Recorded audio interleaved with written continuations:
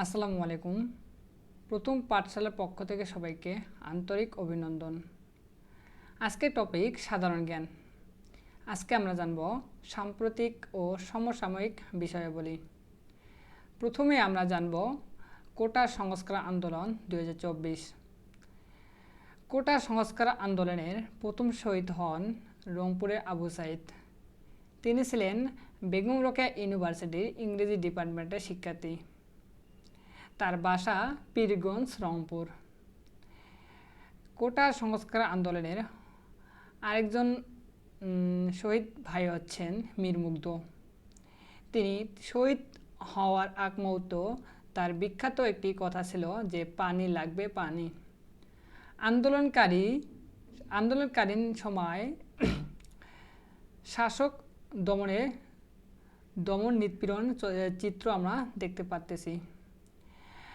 আন্দোলনকালীন সময়ে শহীদ মিনারে লাখো জনতার উপস্থিত। কোটা সংস্কার আন্দোলন সম্পর্কে আমরা এখন জানব। 1972 সালে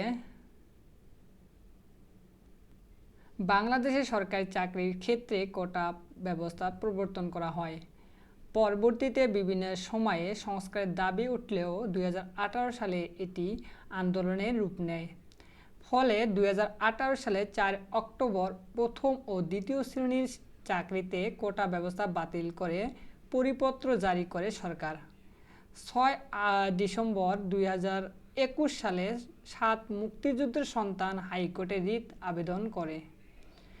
5 জুলাই 2024 হাইকোর্ট বেঞ্চ 2018 এর পরিপত্র বাতিল করে রায় দেয়।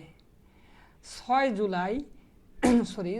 জুন 2024 হাইকোর্টে দেওয়া রায় বাতিলের দাবিতে বিক্ষোভ করে ঢাকা বিশ্ববিদ্যালয়ের শিক্ষার্থীরা।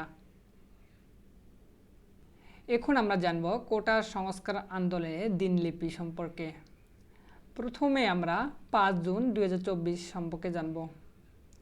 সরকারি চাকরিতে প্রথম ও দ্বিতীয় শ্রেণীতে মুক্তিযুদ্ধের কোটা পদ্ধতি বাতিলের সিদ্ধান্ত অবৈধ ঘোষণা করে হাইকোর্ট। 5 জুন 2024। 6 জুন 2024 হাইকোর্টের দেওয়া রায় বাতিলের দাবিতে বিক্ষোভ করে ঢাকা বিশ্ববিদ্যালয়ের শিক্ষার্থীরা। 6 জুন 2024।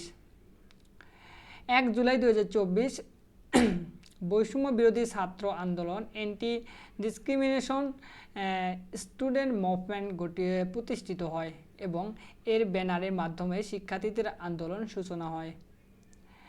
এখন আমরা জানব 6 জুলাই 2024 আন্দোলনকারীরা সব বিশ্ববিদ্যালয় ও কলেজ ক্লাস পরীক্ষা বর্জন করে মহাসড়ক অবরোধের ডাক দেয় বাংলা ব্লকেট নামে। তাহলে আমরা জানতে পারলাম যে বাংলা ব্লকেটের প্রথম ডাক দেওয়া হয় অর্থাৎ সূচনা হয় 6 জুলাই 2024। এখন আমরা জানব 16 জুলাই, যা গুরুত্বপূর্ণ একটা ঘটনা। এই 16 জুলাই বাংলাদেশের ইতিহাসে দ্বিতীয় স্বাধীনতা সূচিত হয়। রংপুরের বেগম রোকেয়া বিশ্ববিদ্যালয়ের ইংরেজি বিভাগের শিক্ষার্থী নিরস্ত আবু সাইদ পুলিশের গুলিতে নিহত হন এবং তিনি হচ্ছেন আমাদের দ্বিতীয় স্বাধীনতার প্রথম শহীদ। তিনি সহ মোট সেই দিন 16 জুলাই 2024 মোট 6 জন মৃত্যুবরণ করেন।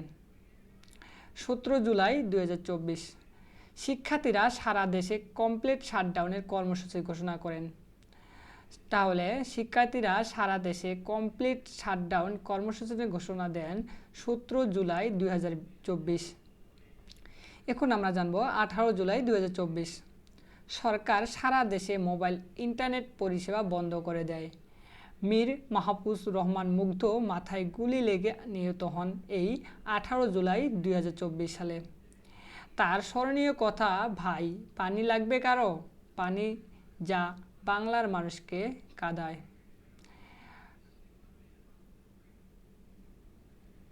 এখন আমরা জানব 18 জুলাই 2024 সরকার সারা দেশে মোবাইল ইন্টারনেট এটা আমরা একটু আগে বললাম, যাই হোক, সরকার সারা দেশে মোবাইল ইন্টারনেট পরিষেবা বন্ধ করে দেয়। মীর মাহফুজুর রহমান মুগ্ধ মাথায় গুলি লেগে নিহত হন। তার স্মরণীয় কথা, ভাই পানি লাগবে কারো, পানি যা বাংলার মানুষকে কাঁদায়। 19 জুলাই 2024। আমরা এখন 19 জুলাই 2024-এর দিনলিপি নিয়ে আলোচনা করব। বৈষম্য বিরোধী ছাত্র আন্দোলনের সমন্বয়করা 9 দফা দাবির ঘোষণা করেন এবং রাত 12টা থেকে কারফিউ জারি করায় সরকার।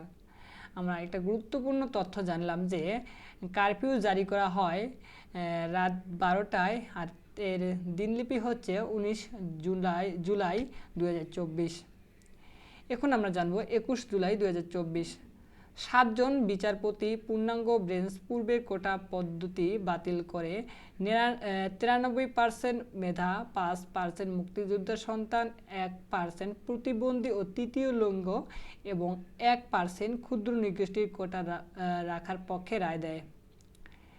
তাহলে আমরা জানলাম যে কোটা সংস্কার আন্দোলনের মেধার ভিত্তিতে যে আন্দোলনটা সংগঠিত হয়েছিল বাংলাদেশে, সেটির রায় পায় 21 জুলাই 2024। এখানে 7 জন বিচারপতির পূর্ণাঙ্গ বেঞ্চ পূর্বের কোটা পদ্ধতি বাতিল করে নতুন করে তারা 93% মেধা, 5% মুক্তিযুদ্ধের সন্তান, 1% প্রতিবন্ধী ও তৃতীয় লিঙ্গ করে 1% ক্ষুদ্র নৃগোষ্ঠীর কোটা রাখার পক্ষে রায় দেয়। এখন আমরা জানব 23 জুলাই 2024। সরকারি চাকরি নিয়োগের সব গ্রেডে 93% মেধা, 5% মুক্তিযোদ্ধার সন্তান, 1% প্রতিবন্ধী ও তৃতীয় লিঙ্গ এবং 1% ক্ষুদ্র নৃগোষ্ঠীর কোটার বিধান প্রজ্ঞাপন জারি করে এবং একই সাথে গেজেট প্রকাশ করা হয় 23 জুলাই 2024। এখন আমরা জানব 30 জুলাই 2024। বৈষম্য বিরোধী ছাত্র আন্দোলনের মার্চ ফর জাস্টিস কর্মসূচি পালন করে।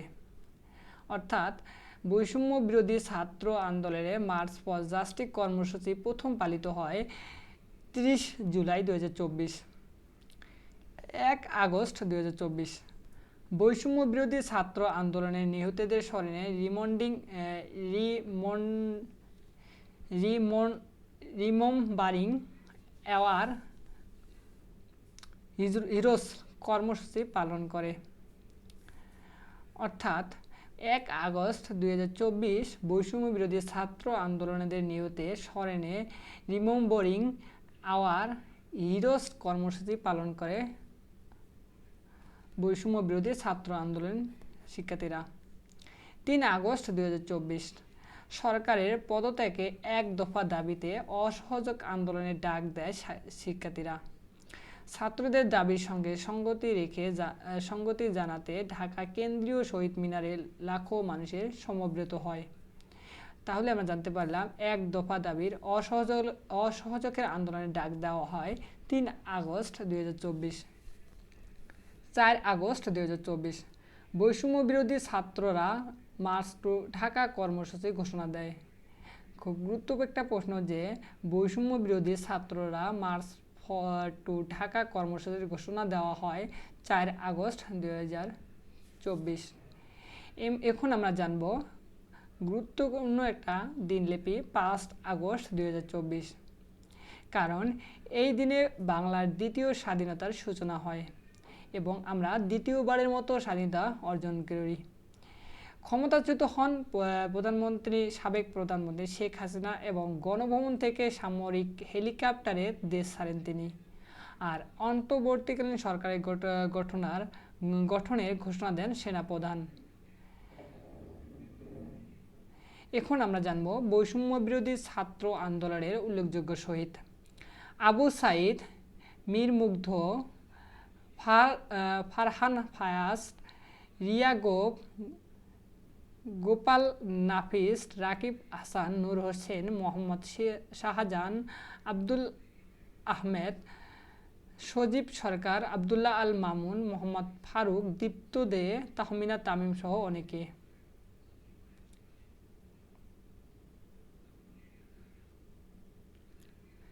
এখন আমরা জানব অভ্যুত্থানের অগ্নিঝরা শব্দবন্ধ। প্রথমে আমরা কমপ্লিট শাটডাউন, অর্থাৎ কমপ্লিট শাটডাউনটা কি? কমপ্লিট শাটডাউন বলতে বোঝায় সর্বাত্মক অবরোধ কর্মসূচি। এ সময় হাসপাতাল ও জরুরি সেবা ছাড়া কোনো প্রতিষ্ঠানের দরজা খোলে না, অ্যাম্বুলেন্স ছাড়া কোনো গাড়ি চলে না। আর বাংলাদেশে দ্বিতীয় স্বাধীনতার সময় কমপ্লিট শাটডাউন দেওয়া হয়েছিল 18 জুলাই থেকে 22 জুলাই 2024।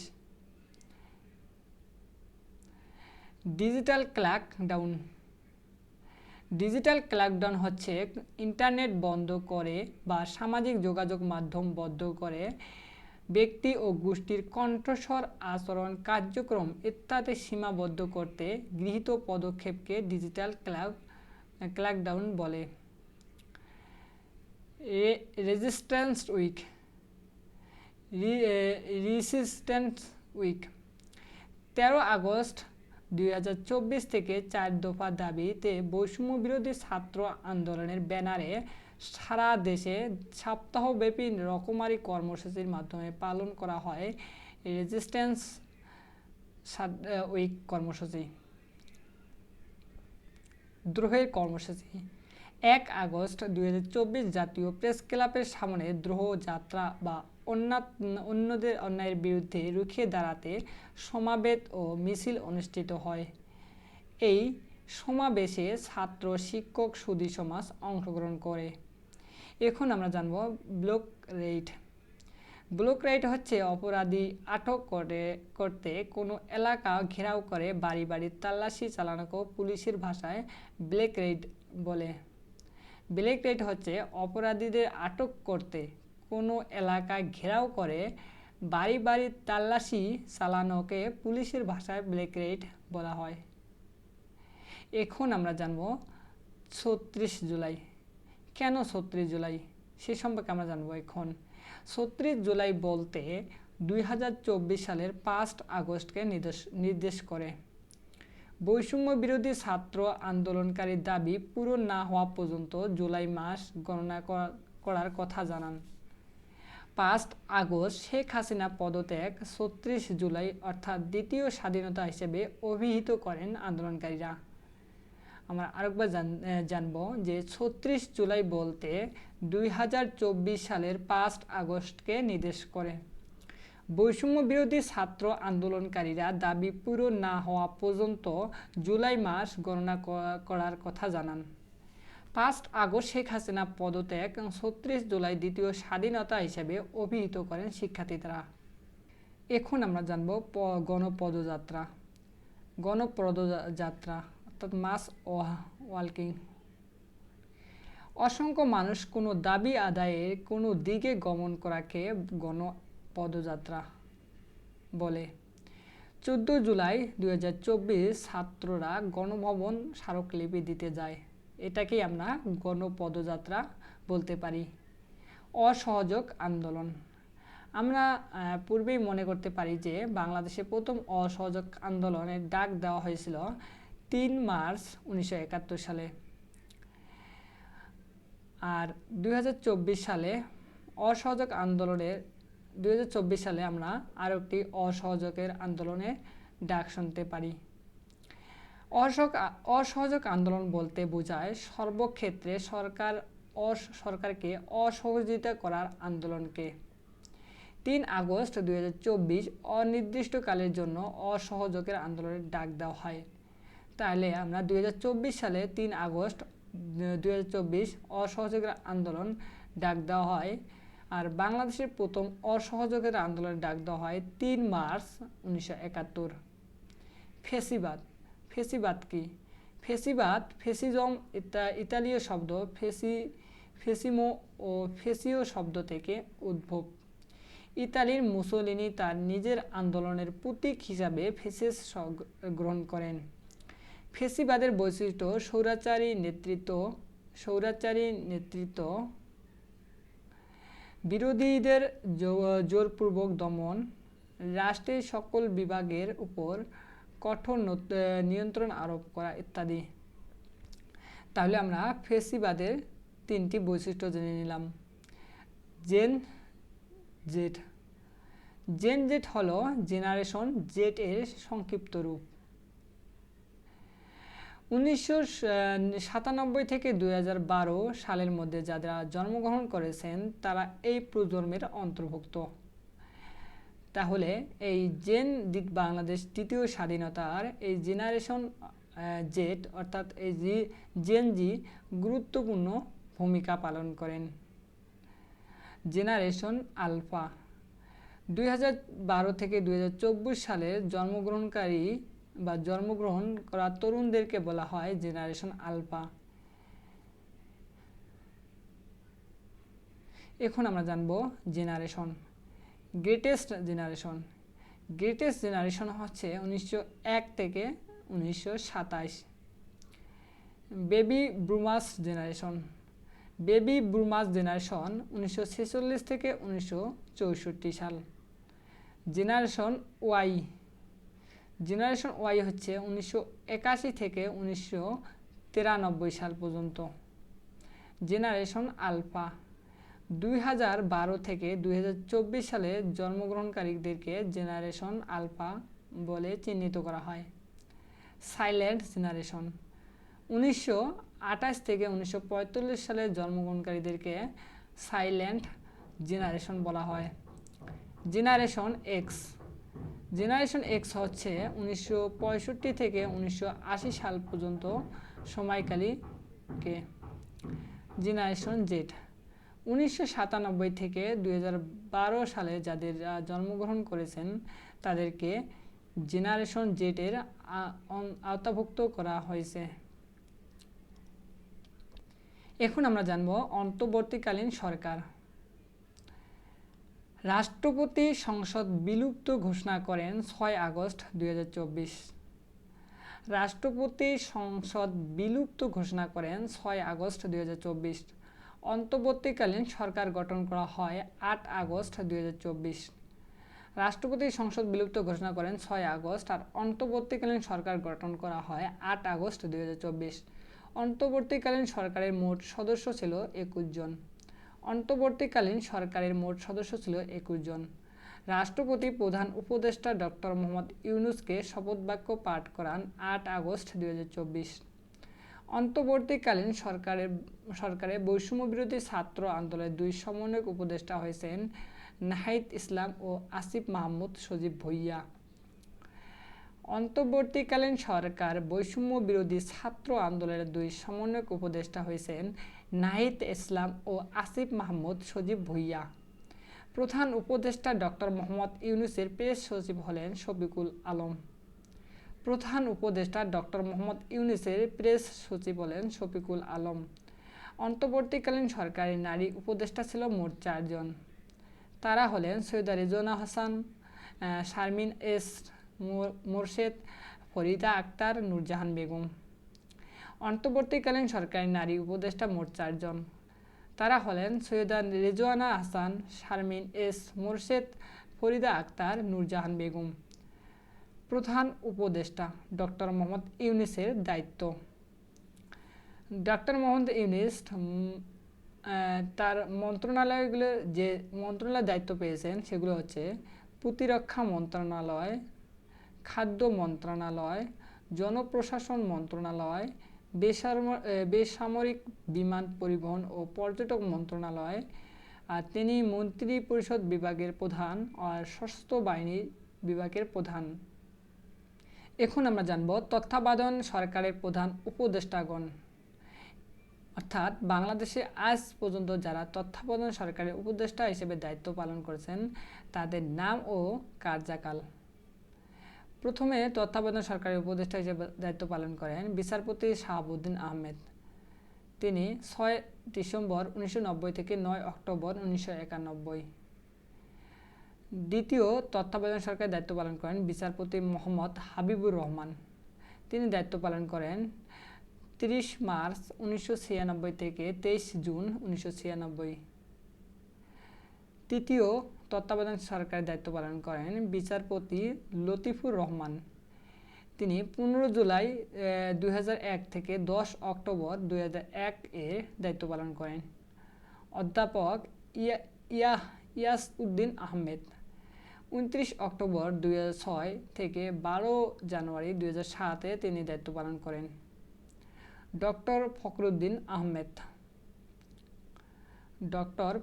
আহমেদ তিনি দায়িত্ব পালন করেন 12 জানুয়ারি 2007 থেকে 6 জানুয়ারি 2009 সাল পর্যন্ত। বাংলাদেশ তত্ত্বাবধায়ক সরকারের প্রথম প্রধান উপদেষ্টা ছিলেন শাহাবুদ্দিন আহমেদ। বিগত তত্ত্বাবধায়ক সরকারের অর্ডিন্যান্স জারি করেছিলেন 122।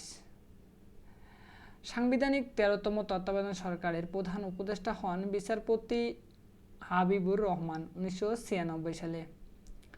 সাংবিধানিক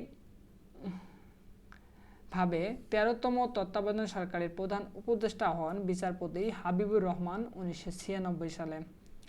সর্বশেষ তত্ত্বাবধায়ক সরকারের দায়িত্ব গ্রহণ করেন 12 জানুয়ারি 2007 সালে। তৎকালীন আওয়ামী লীগ সরকার সংবিধান পঞ্চম সংশোধনীর মাধ্যমে তত্ত্বাবধায়ক সরকার বিলুপ্ত করেন 30 জুন 2011 সালে। তৎকালীন আওয়ামী লীগ সরকার সংবিধানের পঞ্চম সংশোধনীর মাধ্যমে তত্ত্বাবধায়ক সরকার বিলুপ্ত করেন 30 জুন 2011 সালে। ধন্যবাদ এতক্ষণ আমাদের সাথে থাকার জন্য। আমাদের পরবর্তী ভিডিওগুলো পেতে চ্যানেলটা সাবস্ক্রাইব করবেন এবং আবারও ধন্যবাদ। আসসালামু আলাইকুম।